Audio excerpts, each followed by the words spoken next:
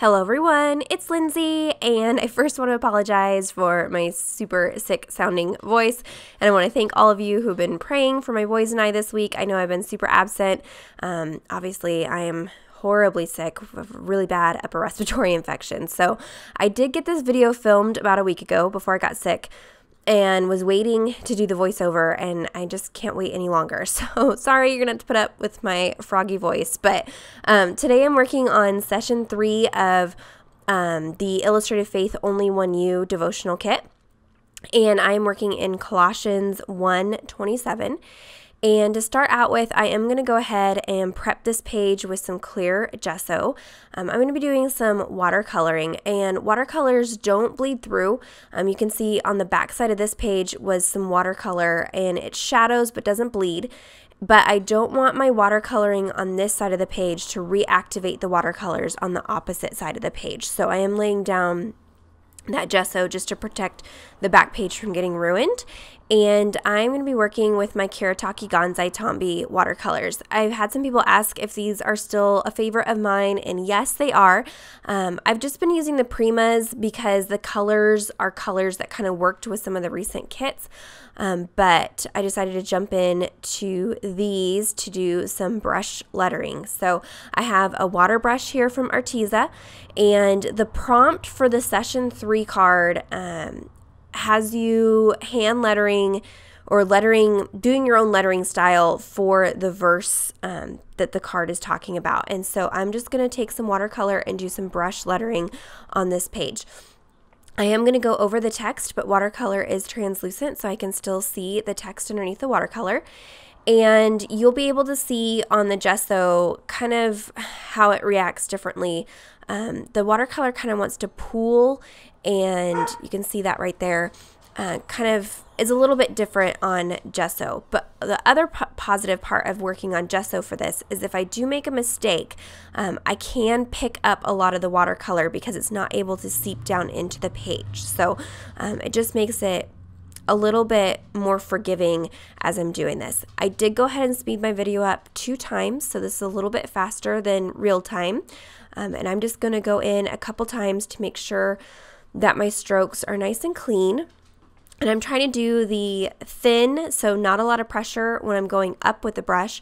And when I'm going down with the brush, like here, I'm pushing down to get a broader stroke. But it's not going to be perfect, and that's okay. And I'm spelling out hope of glory. So this verse, Colossians 1:27, says, "To them God willed to make known what are the riches of the glory of this mystery among the Gentiles, which is Christ in you, the hope of glory." And so this is Paul talking. And the Old Testament, it was kind of a mystery, this idea of Jesus coming to save not only the Jews, but the Gentiles, which are us, non-Jews. And so through Christ's coming and his teaching, it's revealed that Gentiles also can be saved through Christ, and that's the mystery.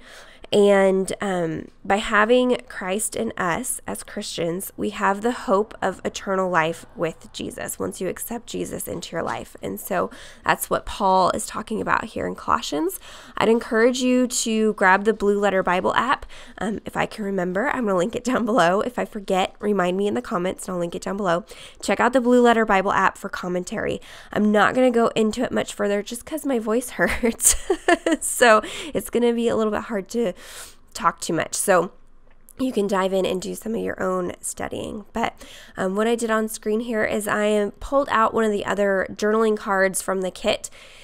And this is a separate verse, separate journaling card. But I liked the graphics on this card. And so to fill in some of the areas, I thought it felt kind of plain with just the lettering. I'm going to recreate this card. And so I'm going in with some different colors from this palette and creating these like messy florals. And as I'm going along, you can see here just the different texture that the watercolors have on the gesso. I really honestly don't love working on gesso with watercolors because of this. You have to fight with them a little bit more because they want to pool and pull away. It's really weird, but I fight through it and I'm able to get it down. And like I said, if there was a mistake, it'd be easier to clean up on this because it is on that gesso that creates a barrier. So I'm just going in and creating these flowers, still using the water brush. I prefer a water brush for this because it constantly is putting out a little bit of moisture into the bristles, and so I don't have to keep dipping into water to keep my brush wet. And so it makes it definitely easier for lettering. But for things like this too, I can just go through it a lot quicker. I'm not having to continuously load up my brush with water. I'm just having to pick up more pigment. One thing you'll notice with the Kiritake Gansai Tombi watercolors, I love them. They are super pigmented. They have beautiful colors. They don't bleed through your Bible pages even when there's no gesso. But when you build up a lot of color, so a lot of layers, it can tend to get kind of this glossy look to it, and you may see that in some of the final photos, especially because I'm working on gesso. And that watercolor is pooling up on the gesso. It gets this kind of a glossy finish. It's not sticky. It doesn't cause my pages to stick together, but it does have this kind of shiny finish. So if you don't like that, you may want to lean more towards the Prima watercolors, but I do really love these colors to work with, and they are a thicker, creamier consistency. So for lettering, I find them to be a little bit easier to use because they have that thicker consistency. But you just got to go with what you're comfortable with. So I'm going in and just adding some details here to fill out the page.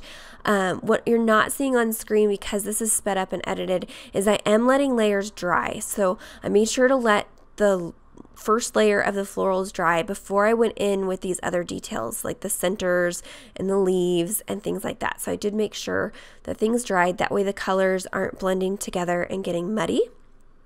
And I am able to go over areas like on that blue flower where I went back in with the pink. It picks up a little bit of the blue and makes kind of a purple, but because the blue was dry, I am kind of able to layer over that pink and have several layers of watercolor. Now, I was a little bit hesitant to do this, and I was afraid it was going to mess it up, but I went for it. So I'm going to go in and just black out this margin of the page. It still just felt really plain to me. And here's where you can really see how watercolors react differently on gesso. So you can see it's pooling and has this interesting texture. That texture may be something that you want in an entry, and so you could use the gesso. I don't typically like to have that texture that it has there. I like a smoother look with my watercolors, but it just depends on what you're doing. But I'm going in and just being very careful. All the rest of the page is dry at this point, and I'm just being careful not to go into those colors too much so I don't reactivate the color and mess it up. So I'm just taking my time, and you can really see that texture towards the top there. I went ahead and off screen used my Uniball white gel pen by Signo. I will link it down below, and wrote out the verse. The verse is actually on that opposite page, and it's kind of covered up by that thankful stamp. So I went ahead and just wrote out the verse at the bottom there. And then I cut out the session 3 part of the card, and I'm creating a little layered tab at the top of my page here with some of the cardstock stickers and that session 3. I can go ahead and do journaling on the card if I wanted to, but I'm not going to do very much journaling for this entry. So I'm just creating a little cluster up here. I did cut that tab in half, so I have double the tabs, and then I can use my EK Success powder tool to brush over the back of it to remove some of the stickiness. And you can see my watercolor did not mess up that back page because I used the gesso. You can also take away that stickiness with just some baby powder if you want to. And that is it for the entry today. Thanks for hanging out with my froggy voice. Please keep us in your prayers. I can't guarantee there's going to be very many videos this week. We'll see. Leave me any questions or comments down below. Subscribe to my channel if you're not already subscribed. And until next time, thank you so much. Bye-bye.